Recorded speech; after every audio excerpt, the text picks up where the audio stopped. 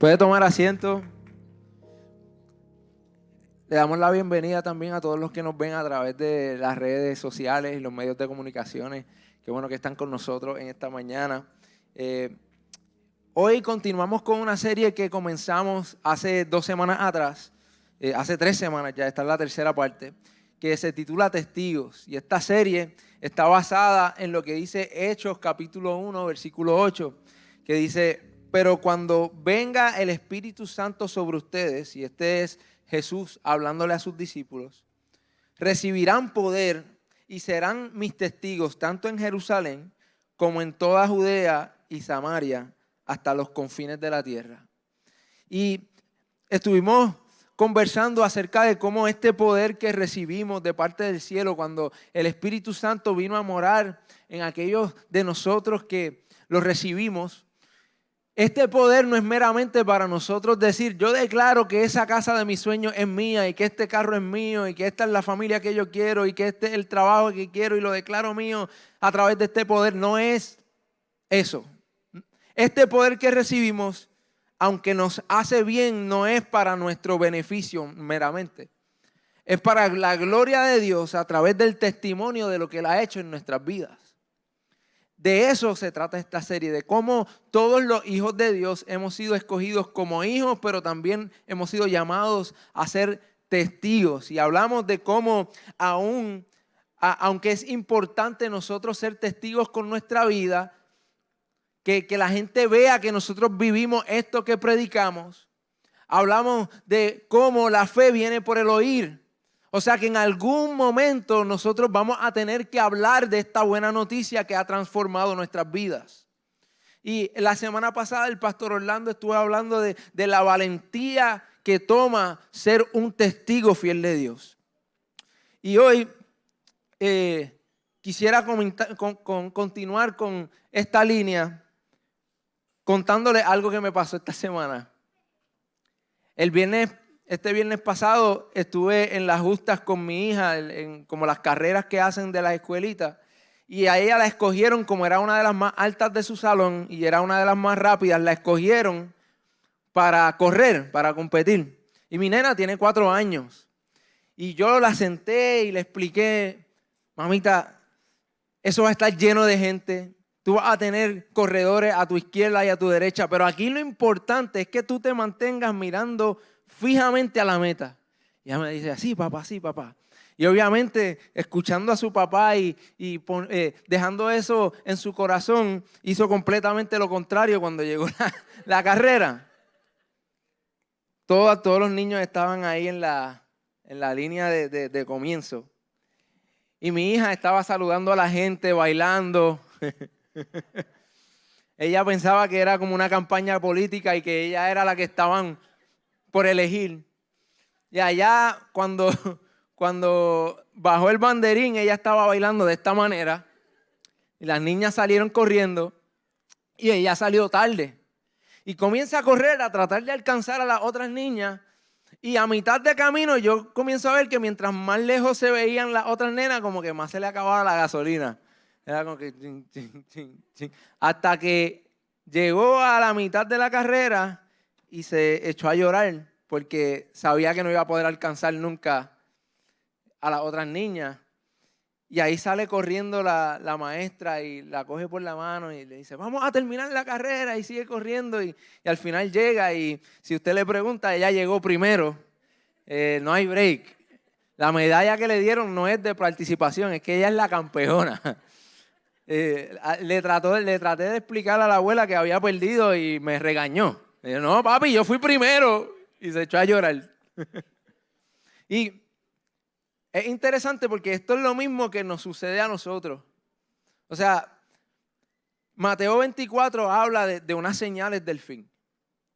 Y habla de todas estas señales, pero lo que dice que va a concluir todo es que las buenas noticias de Jesús serán predicadas en todo el mundo y entonces llegará el fin. Si hay algo que va a marcar el fin de los tiempos, que eso suena como algo como que da miedo, pero a nosotros los que hemos creído, para nosotros es el comienzo del tiempo más glorioso que ha visto la humanidad. Es cuando nuestro rey va a venir y va a reinar y nosotros vamos a reinar con él. Y el enemigo no quiere que esto suceda. Entonces, ¿qué él hace? Él nos distrae y nos desanima. En esta carrera, nuestra meta, yo quiero que tengamos claro que la Escritura dice que Dios nos escogió y nos dio la salvación por medio de su gracia. No es por nada que nosotros podamos hacer. Pablo lo dice de esta manera, no hay nada que tú puedas hacer para ganar la salvación. Lo único que podemos hacer es abrazar la fe en Jesús y reconocer que Él ya hizo todo lo que Él tenía que hacer para que nosotros fuéramos salvos. Pero nosotros tenemos una carrera por correr. Nosotros tenemos una meta. Y esa meta es ser testigos todos los días de nuestra vida. Con nuestra vida, pero también con nuestras palabras. Y lo que el enemigo hace es que él trata de distraernos poniendo cosas a nuestro alrededor, distraernos con las cosas de este mundo, con los quehaceres de la vida, desanimándonos con las circunstancias para intentar atrasar este final que definitivamente para él es una derrota, pero para nosotros es una victoria. Entonces, ¿qué pasa?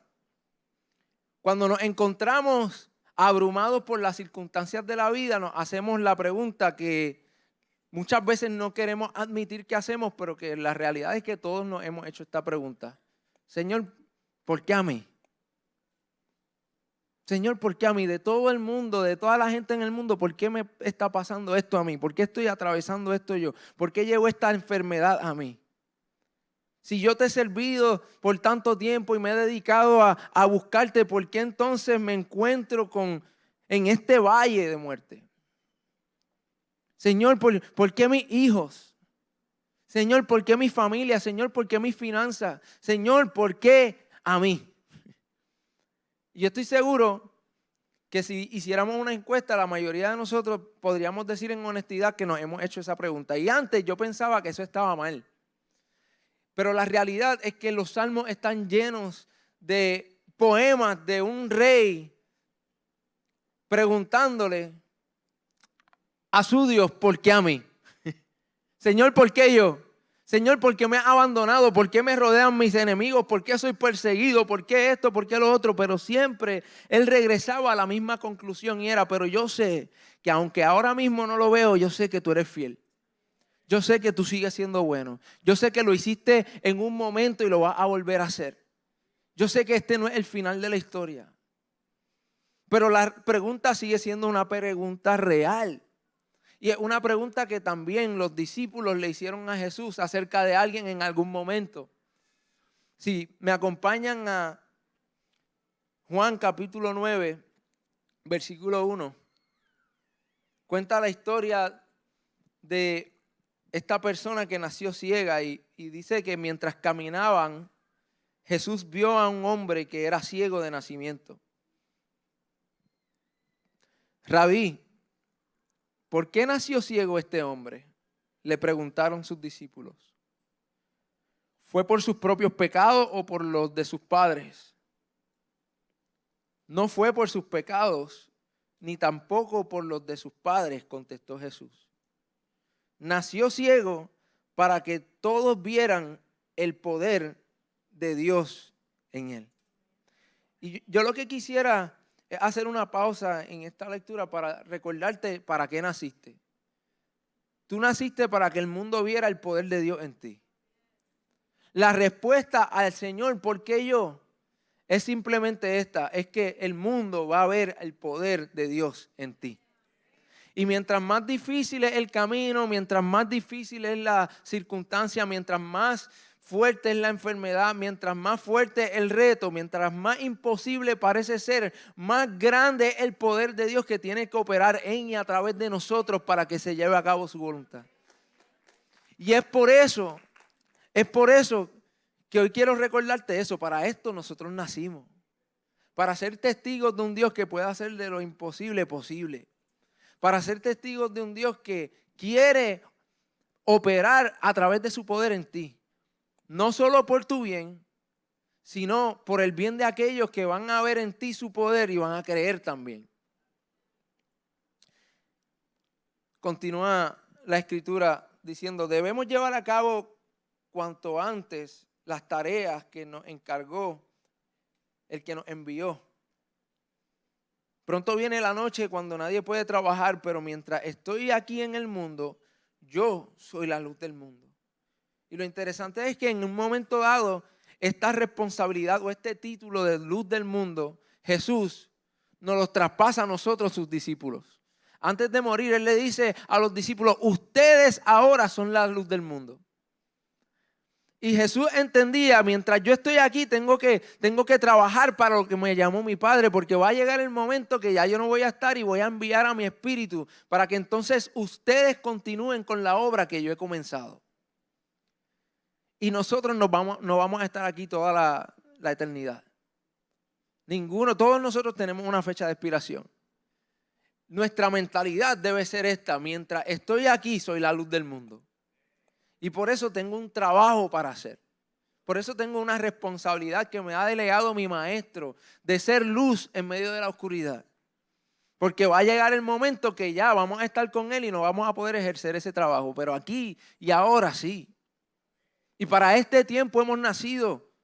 Para este momento nos escogió Dios para un mundo que vive en oscuridad y que necesita no solo escuchar la buena nueva del Evangelio, sino verla con sus propios ojos en nuestra vida. Y después de tener esta conversación profunda, escupió en el suelo, hizo lodo con la saliva y lo untó en los ojos del ciego. Qué cosa más extraña. Le dijo, ve a lavarte al estanque de Siloé. Y Siloé significa enviado. Entonces el hombre fue, se lavó y regresó viendo. Y lo que está brutal de esta escritura es que cuando entendemos que lo que representa lo que hizo Jesús en este momento, de que primero vemos un Jesús que no trata a todo el mundo de la misma manera. Y yo quiero acordarte que Jesús tiene un trato especial contigo. Quizás a uno le diga, sé sano y sea sano, y a otro escupan en el suelo y le hagan un lodo. Porque cada uno de nosotros, lo que Jesús quiere decirnos es que, ¿sabes qué? Yo te conozco y tengo un trato especial contigo porque conozco tu corazón. Y te amo lo suficiente como para no tratarte, para no tratarlos a todos igual, sino como amarlos como cada cual necesita ser amado. Pero lo más que me llama la atención de esta escritura es que lo que sale de la boca de Jesús, en este caso la saliva representa la palabra de Jesús y el barro representa a la humanidad. Nosotros somos barro. En Génesis, el primer capítulo, Dios nos formó del barro y respiró sobre nosotros y nos dio vida, nos dio su aliento. Y lo que Jesús nos quiere recordar hoy es que nuestra humanidad no es un impedimento para que Él haga el milagro que Él tiene que hacer. Lo que Él dice se va a cumplir.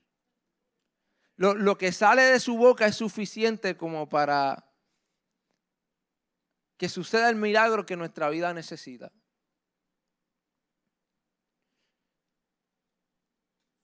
Su palabra,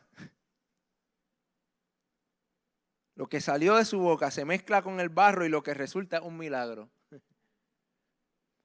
Lo que sale de su boca se mezcla con el revolú de nuestra vida y se torna en un milagro.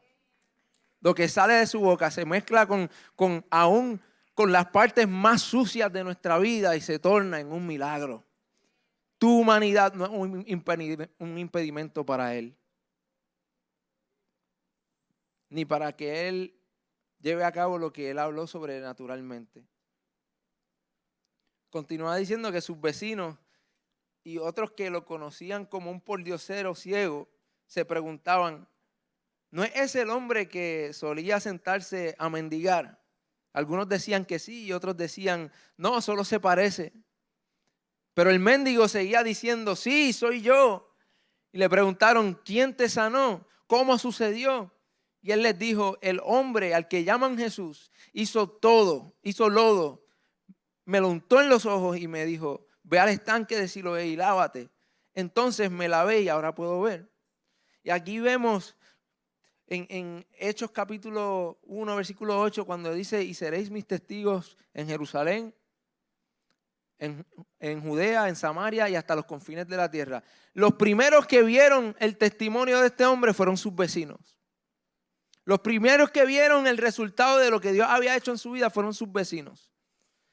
Y yo creo que parte de lo que Jesús quería comunicar era lo siguiente: antes de querer hacer grandes cosas y ser testigo en las naciones, tienes que ser testigo en tu casa. Tienes que ser un testigo en tu casa. Si tu familia no está viendo que tú vives lo que predicas, hay algo terriblemente mal. Y por eso a veces la gente se pregunta, mano, ¿por qué la iglesia no hace más eventos evangelísticos? Y mi pregunta es, ¿estás siendo testigo en tu casa? ¿Estás siendo testigo en tu trabajo? Porque no es responsabilidad de la iglesia como organización evangelizar, es responsabilidad de la iglesia como gente. La iglesia no es una organización, es un grupo de personas. Y yo no pienso que esas cosas están mal. Sí, debemos aprovechar oportunidades, buscar oportunidades para hacer de impacto en la sociedad, pero no hablemos de que, wow, ya la iglesia no hace eventos en las calles. ¿Cuándo fue la última vez que tú le diste testimonio a alguien de lo que Dios hizo en tu vida? Porque a lo que Él nos ha llamado, a ser testigos, no a hacer grandes campañas. Esas cosas son buenas, pero si no lo hacemos primeramente en Jerusalén, no esperemos ir a Judea, a Samaria y a los confines de la tierra a hacerlo. Hoy el pastor Víctor está en Perú, en los confines de la tierra, pero él hizo un trabajo en su casa, él hizo trabajo en su ciudad, él hizo trabajo en Puerto Rico y hoy está cumpliendo la última parte, siendo testigo en los confines de la tierra.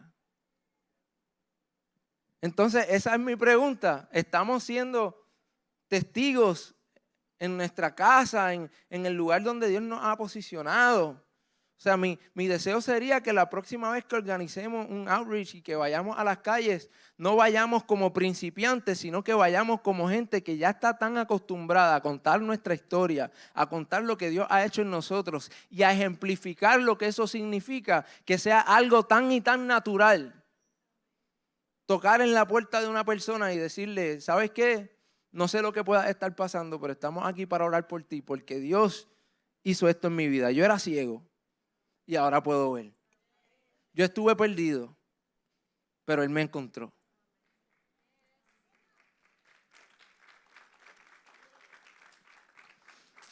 ¿Dónde está Él ahora?, le preguntaron. No lo sé, contestó. Entonces lo llevaron ante los fariseos, al hombre que había sido ciego, porque era el día del descanso, cuando Jesús hizo el lodo y lo sanó. Los fariseos interrogaron al hombre sobre todo lo que había sucedido y les respondió, Él puso el lodo sobre mis ojos y cuando me lavé pude ver. La historia de este hombre no cambió. Él seguía repitiendo lo mismo. Yo era ciego, ahora puedo ver. Este hombre, yo no sé cómo lo hizo. Él escupió en el piso, hizo lodo, me lo puso en los ojos. Yo fui allá. No hace sentido. Lo único que yo sé es que ahora puedo ver. Nuestro testimonio va a ser el mismo. Nos van a seguir haciendo la misma pregunta, pero nuestra historia no va a cambiar. Su historia no va a cambiar. Y sigue teniendo el mismo poder desde el principio hasta el final. Algunos fariseos decían, este tal Jesús no viene de Dios porque trabaja en el día de descanso. Otros decían, pero ¿cómo puede un simple pecador hacer semejantes señales milagrosas? Así que había una profunda diferencia de opiniones entre ellos. Y este es el mundo en el que vivimos hoy. Porque es confuso para la gente ver cómo Dios te escoge a ti y me escoge a mí. Conociendo cómo nosotros éramos antes, viendo cómo somos ahora, siempre va a haber esa división de que es que no puede ser que Dios lo haya cambiado así. No, los religiosos van a estar rascándole la cabeza de cómo Dios te está usando a ti sin tú ni siquiera saber cómo Él lo hizo. Yo no sé, Él escupió en el piso, hizo lodo, me lo puso y fui y me lavé. No sé cómo lo hizo, lo que sé es que lo hizo. Y hay otros que van a verte y van a decir, la verdad es que no hay otra manera que esto haya sucedido que no fuera Dios. Luego los fariseos volvieron a interrogar al hombre que había sido ciego. ¿Qué opinas del hombre que te sanó? Creo que debe ser un profeta, contestó el hombre. Y este hombre estaba tan y tan agradecido que a pesar de que él sabía lo que pensaban los fariseos acerca de Jesús, no se avergonzó. Estaba tan agradecido que dijo, ¿sabes qué? Yo sé que probablemente esto me pueda costar que ustedes me rechacen, pero yo sé lo que sucedió. Y este es un hombre de Dios. En este momento, él solo pensaba que Jesús era un profeta. Pero después le preguntan a sus papás, dice, aún así los líderes se negaban a creer que el hombre había sido ciego y ahora podía ver. Así que llamaron a sus padres. ¿Este es su hijo?, les preguntaron. ¿Es verdad que nació ciego? Sí, es cierto. ¿Cómo es que ahora ve? Sus padres contestaron. Sabemos que él es nuestro hijo y que nació ciego, pero no sabemos cómo es que ahora puede ver ni quién lo sanó. Pregúntenselo a él, ya él tiene edad para hablar por sí mismo. Los padres dijeron esto porque tenían miedo de los líderes judíos, quienes habían anunciado a cualquiera que dijera que Jesús era el Mesías sería expulsado de la sinagoga. Y por eso dijeron, ya tienes edad suficiente, entonces pregúntale a él. Y esto es lo que nosotros hacemos a menudo.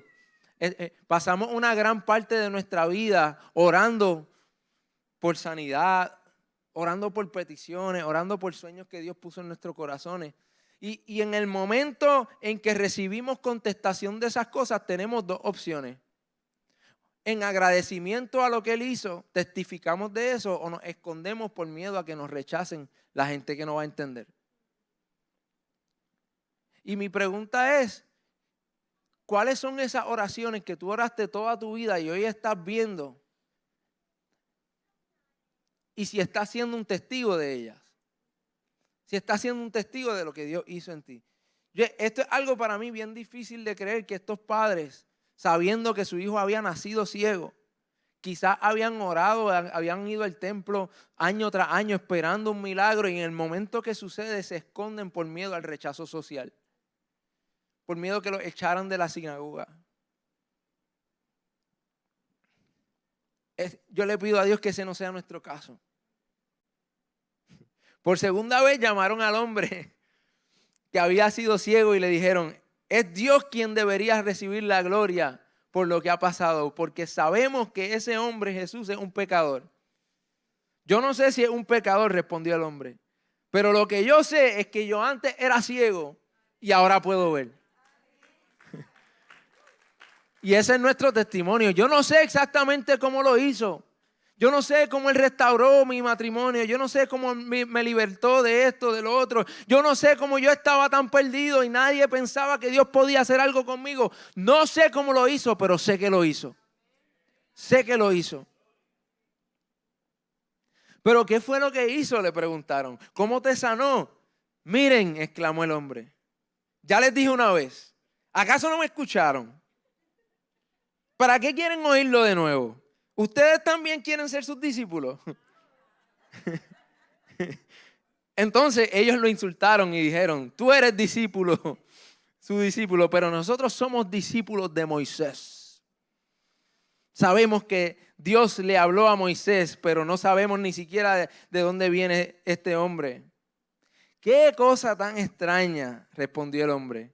A mí me sanó los ojos y ustedes ni siquiera saben de dónde proviene. Sabemos que Dios no escucha a los pecadores, pero está dispuesto a escuchar a los que adoran y hacen su voluntad. Desde el principio del mundo, nadie ha podido abrir los ojos de un ciego de nacimiento. Si este hombre no viniera de parte de Dios, no habría podido hacerlo. Tú naciste un pecador hasta la médula, le respondieron. ¿Acaso tratas de enseñarnos a nosotros? Y lo echaron de la sinagoga. Cuando los religiosos vengan a tratar de preguntarte doctrinalmente cómo Dios hizo lo que hizo en ti, tú responderé, mira, yo no sé y aparentemente tú tampoco. Yo lo que sé es que lo hizo y probablemente también te voten.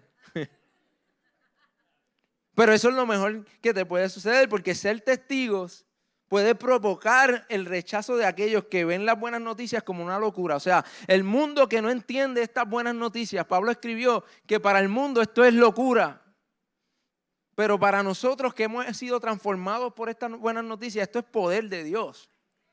Pero hay otro grupo también, aquellos religiosos que no pueden creer que Dios te haya escogido a ti y haya hecho lo que hizo en ti, aún sin tú mismo entender cómo lo hizo. Esas son la gente que seguramente te va a rechazar, no va a querer creer. Pero hay otro grupo de personas que te va a escuchar y va a decir, ¿sabes qué? Yo no sé cómo lo hizo en ti, pero lo hizo y quizás lo pueda hacer en mí también. Cuando Jesús supo lo que había pasado, encontró al hombre y le preguntó, ¿crees en el Hijo del Hombre? O sea, ¿crees en el Mesías, en el Salvador? ¿Quién es, Señor? Contestó el hombre, quiero creer en Él. Ya lo has visto, le dijo Jesús, y está hablando contigo. Sí, Señor, creo, dijo el hombre, y adoró a Jesús. Lo más que me vuela la mente de esta historia es que este hombre estaba testificando de un hombre que pensaba ser un profeta. Aún no lo había conocido como Salvador. Y nosotros que lo hemos conocido como Salvador nos callamos ante el miedo. Este hombre solo había conocido la sanidad física. Él dijo, este profeta me sanó, no sé cómo lo hizo. Y estaba testificando por agradecimiento de un hombre que causaba muchísima división en ese tiempo y aún en el tiempo en el que vivimos. Aún a pesar de la amenaza de ser rechazado, de ser echado a un lado por la sociedad, por los líderes religiosos, de ser señalado, de ser tildado como loco. Él testificó de un hombre que pensaba ser meramente un profeta. Muchos de los que estamos aquí hemos conocido a Jesús como nuestro Salvador y nos quedamos callados. Y en el momento que este hombre se da cuenta de quién es el que le está hablando, solo tiene una respuesta, lo adoró. Lo adoró. Porque conocía al que había sanado su cuerpo, pero ahora estaba conociendo a aquel que vino a rescatar su alma. Y ese es el Jesús que muchos de nosotros conocemos. Ese es el Jesús al que le servimos, nuestro Salvador. No solo el que nos sana, no solo el que escucha nuestras oraciones y trabaja a nuestro favor, sino aquel que nos vio perdido, que nos vio como la oveja que se había ido y dejó las 99 para ir tras de nosotros. Aquel que lo dio absolutamente todo por nosotros. Nuestro Salvador. Él merece nuestro agradecimiento. Él merece que testifiquemos de Él. Aun si eso nos cuesta el rechazo, si eso nos cuesta amistades, si eso nos cuesta finanzas, si eso nos cuesta lo que sea. Él merece que testifiquemos de Él. Que testifiquemos de lo que Él ha hecho. Y mientras leía esto, no había notado esta parte, pero Jesús escupe en el lodo, se lo echa en la cara, en los ojos y le dice, ve a este estanque que se llama Siloé. Y Siloé significa enviado. Y a muchos de nosotros Dios nos ha sanado para ser enviados a testificar de Él. Y quizás a ti no te ha sanado físicamente, pero sabes que tu alma estaba rota y Él tomó los pedazos y te restauró. Y muchos de nosotros quizás no hemos recibido una sanidad física, pero vimos a nuestra familia rota y Él tomó los pedazos y la restauró. Tenemos tantas y tantas historias para contar. Y el mundo necesita escucharlas.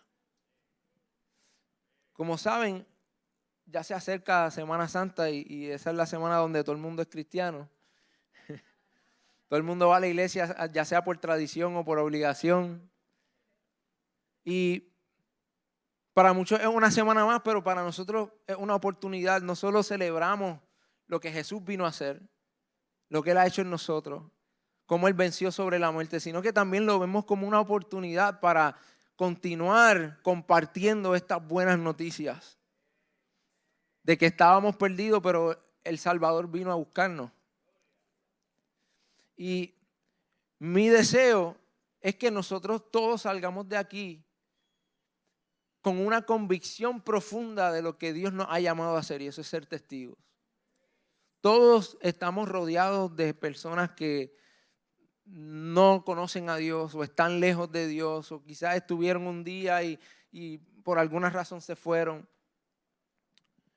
Y hay gente que nunca ha tenido una relación con Jesús. Todos tenemos gente así en nuestra vida y todos tenemos la oportunidad no solo de testificarle con nuestra vida, de que ellos vean cómo nosotros vivimos. Eso es lo que yo decía en la primera parte de esta serie. El problema por mucho tiempo es que se predicó pero no se ejemplificó. Entonces la gente escuchaba una cosa pero veía otra. El problema ahora es que ven mucho pero escuchan poco. Ven, wow, tremendo, vive en integridad. Esta persona es diferente, pero nunca nos atrevemos a hablar de estas buenas noticias que Pablo escribe, que es a través de las buenas noticias que viene la salvación. Necesitamos atrevernos a hablar porque el mundo necesita escuchar estas buenas noticias. Y nosotros tenemos al final del servicio, vamos a estar repartiendo unas invitaciones para esta Semana Santa. Yo les pido, no se las den a gente que están enojados con su iglesia y quieren venir a otra. Den esas invitaciones a gente que ustedes saben que necesitan escuchar este mensaje. ¿Y cuál es el mensaje? ¿Cuál es el mensaje? ¿Cuáles son las buenas noticias? Que el Dios perfecto nos creó para vivir en comunión con Él y nosotros le dimos la espalda. Y aún a pesar de que nosotros le dimos la espalda, Él nos siguió amando y comenzó a elaborar un plan de restitución y de restauración. Y eventualmente a través de esta familia, de este hombre que se llamó Abraham, que le llaman el padre de la fe, que se convirtió en una nación y de esta nación fue que llegó Jesús al mundo. Él envió a su único hijo para que todo aquel que en Él crea no se pierda, mas tenga vida eterna. Para que no tuviéramos que vivir separados de Él. Estas son las buenas noticias. Jesús murió en una cruz para tomar nuestro castigo. Y por fin el velo se partió en dos y ahora podemos tener acceso a Él. Y no tenemos que estar separados más de Él. La muerte es separación total de Dios. Y Él vino a dar vida y vida en abundancia. Así que vamos a ponernos de pie.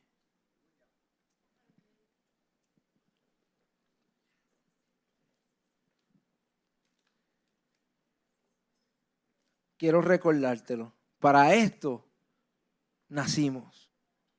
Para que el mundo vea el poder de Dios en nuestra vida. La próxima vez que te preguntes por qué a mí, recuerdas esto. Para esto nací. Quizás ahora no lo entiendo, pero yo sé que Dios, tú haces que todo obre para bien para aquellos que te aman y que han sido escogidos por tu gracia. Señor, en esta mañana nosotros venimos con humildad y te pedimos perdón, Señor. Tus hijos te piden perdón, Señor, si nos hemos avergonzado de esta buena noticia. Si nos hemos cohibido de compartir con aquellos que más necesitan escucharla. Te pedimos perdón también si en ocasiones no hemos vivido como lo que predicamos, Señor. No queremos ser meramente habladores, Señor. Queremos vivir como tus amigos, como tus discípulos, Señor. Y yo te pido que tú continúes, Padre, llenándonos de valentía para pararnos sin importar lo que pueda significar pararnos a tu favor. Que nos den las palabras correctas, que nos dé el discernimiento para saber esos momentos divinos que ya tú has anticipado para que podamos compartir con alguien esta verdad.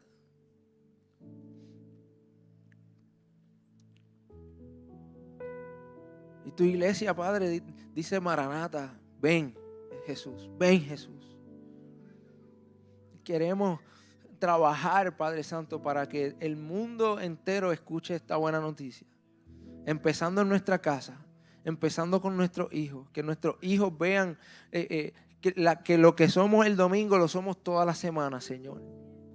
Que nuestros amigos, nuestros vecinos puedan ver como vieron en el ciego. Ese era el que estaba ciego, ese era el que pedía limosna, pero mira, hoy camina en libertad, en sanidad. Padre Santo, que nuestro país vea una iglesia, Señor, un grupo de personas que vean a tus hijos, Señor, vivir y predicar esta verdad. Y ayúdanos, bendícenos para seguir haciendo lo que nos ha enviado a hacer alrededor del mundo, Señor. Allá en Perú, en Japón, en República Dominicana, en donde quiera que nos envíe, Señor. Gracias por contar con nosotros para esto. Es un honor para nosotros ser parte de lo que tú quieres hacer, de este plan de salvación